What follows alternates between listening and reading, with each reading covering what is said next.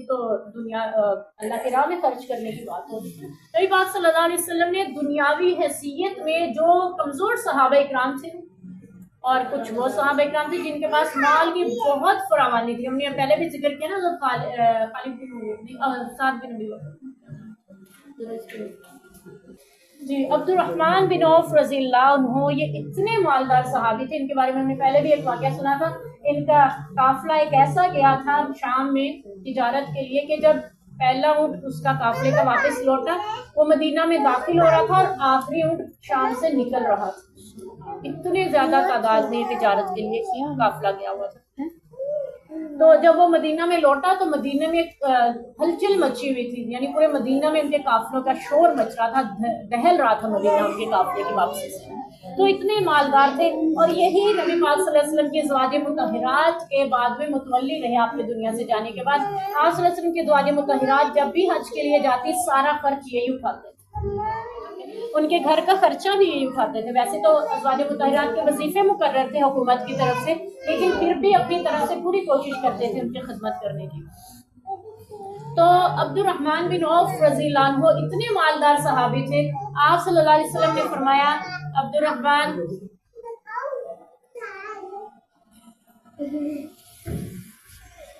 آپ صلی اللہ علیہ وسلم نے فرمایا عبد الرحمن تم جنتی ہو، تم جنتی ہو، پکی جنتی ہو، لیکن میرے صحابوں میں، صحابہ اکرام میں سب سے آخر میں جنت میں جاؤ۔ وہ رو پڑے، عرض کرنے لگے کیوں اللہ کے رسول؟ فرمایا کیونکہ جتنا مال زیادہ حساب بھی تو زیادہ دینا پڑے، حساب کتاب میں وقت لگ جائے گا، تو وہ پریشان ہے۔ تو ایک ہمیں اکثر شکایت ہوتی ہے اللہ نے ہمیں بہت سا مال دے دیا، اللہ نے ہمیں فلاں اعتبار سے کم کیوں رکھا، فلاں چیز زیادہ کیوں نہیں دی۔ لوگوں کے پاس یہ ایک تھوڑی سی حسرت پیدا ہوتی ہے۔ حدیث پاک کا مفہوم ہے کہ دنیاوی اعتبار سے اپنے سے کم تر کو دیکھو، ان کو دیکھو جن کو اللہ نے آپ جیسا بھی نہیں دیا، اور دین کے اعتبار سے اپنے سے اوپر والے کو دیکھو کہ وہ زیادہ نہیں کہ تم، میں اس سے زیادہ نہیں۔ اس سے شکر کا جذبہ پیدا ہوگا اور نیکی کا شوق پیدا ہوگا۔ لیکن ہمارا معاملہ الٹا ہے، ہم دنیاوی اعتبار سے اپنے سے اوپر والے کو دیکھ رہے ہوتے ہیں، اور دینی اعتبار سے کہتے ہیں لوگ تو نماز نہیں پڑھتے، میں نماز تو پڑھتا ہوں، لوگوں سے تو بہت بہتر ہے، ہم تو بہتر ہی رہتے ہیں، اپنی نظر میں ہم بہت بہتر ہی ہوتے ہیں۔ تو اللہ کرے ہم اللہ کی نظر میں بھی بہتر بن جائیں، ہمیں یہ فکر بھی ہو کہ اللہ کی نظر میں ہم بہتر بن جائیں، ان لوگوں میں شامل ہو جائیں جو اللہ کے ہاں بہترین ہیں۔ تو عبد الرحمن بن عوف رضی اللہ عنہ مالدار صحابی ہیں، جنت میں سب سے آخر جانے کی، آخر میں صحابہ اکرام کے آخر میں جانے کی ان کو نوید ملی، تو پریشان ہو گئے۔ فرماتے ہیں ایک دن مجھے حسرت ہوئی کاش میں غریب ہوتا۔ اس وقت میں حسرت نہیں ہوئی جب آپ صلی اللہ علیہ وسلم نے فرمایا آخر میں جنت میں جاؤ گے، پریشانی تو ہوئی، لیکن یہ نہیں حسرت ہوئی کہ میں غریب ہوتا۔ لیکن ایک وقت ایسا آیا میرا دل کیا کاش میں ابھی غریب ہوتا، اور یہ وقت کون سا تھا؟ آپ صلی اللہ علیہ وسلم نے فرمایا، آپ نے دعا کی اللہ کے نبی، اللہ مجھے مسکین زندہ رکھ، مجھے مسکینوں کا ساتھ نصیب فرما، مجھے مسکینوں کے ساتھ جنت میں داخل عطا۔ اور پھر آپ صلی اللہ علیہ وسلم کی جو حدیث سن کے حضرت عبد الرحمن بن عوف رضی اللہ عنہ کو حسرت ہوئی، وہ یہ تھی، فرمانے لگے اللہ کے نبی صلی اللہ علیہ وسلم حدیث کا مفہوم ہے، فرما رہے تھے کہ میں مسکین ہوں، یعنی غریب غربا میں سے ہوں، اور میرا اٹھنا بیٹھنا، میرا جو پسندیدہ مجلس ہے وہ مسکینوں کی مجلس ہے، اور جنت میں بھی میری ہمسائیگی مسکینوں کے ساتھ ہوگی۔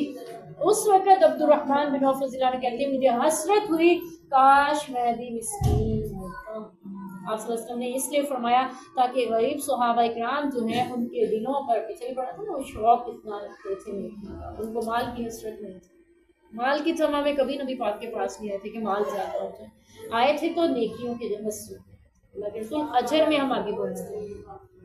تو یہ انہوں نے دعا کی کہ کاش مجھے کم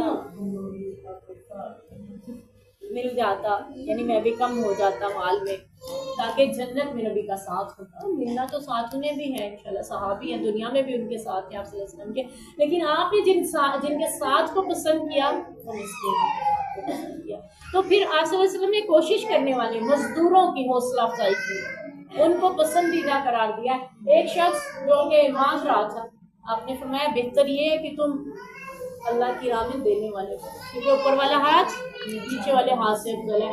مانگنے آیا تھا کوئی شخص، تو آپ نے فرمایا تھا جو کچھ گھر میں ہے وہ لے آیا، اس کو بیچ کے ایک پیالہ گھر کا سامان اور لکڑی اور وہ کیا کلہاڑی اس کو منگوا کے دی تھی، رسی اور کلہاڑی اور دستہ خود نبی پاک نے ڈھونڈ کے دیا تھا۔ فرمایا تھا جاؤ لکڑیاں کاٹو بیچو، یعنی مزدوری کرو اللہ، اور 15 دن یعنی کچھ دن میرے سامنے مت آنا جب تک حالات۔ جب وہ آیا یعنی اس مدت کے بعد جو آپ نے فرمائی تھی، تو وہ آپ صلی اللہ علیہ وسلم کے سامنے آیا تو اس کے حالات جو ہے شکل سے بتا رہے تھے، حلیے سے بتا رہے تھے کہ بہتر ہو چکے ہیں۔ تو آپ صلی اللہ علیہ وسلم نے حوصلہ افزائی کی مزدوروں کی، اور آپ صلی اللہ علیہ وسلم نے پسند کیا کوشش کرنے والوں کو جو اللہ کی راہ میں دنیا میں بھی کوشش کرتے ہیں اور آخرت کے کاموں میں، نیکی کے کاموں میں بھی کوشش میں لگے رہتے ہیں۔ اللہ تعالیٰ نے بھی فرمایا وَلَيْسَ لِلْإِنسَانِ إِلَّا مَا سَعَىٰ، انسان کو وہی کچھ ملے گا جس کی وہ کوشش کرے گا۔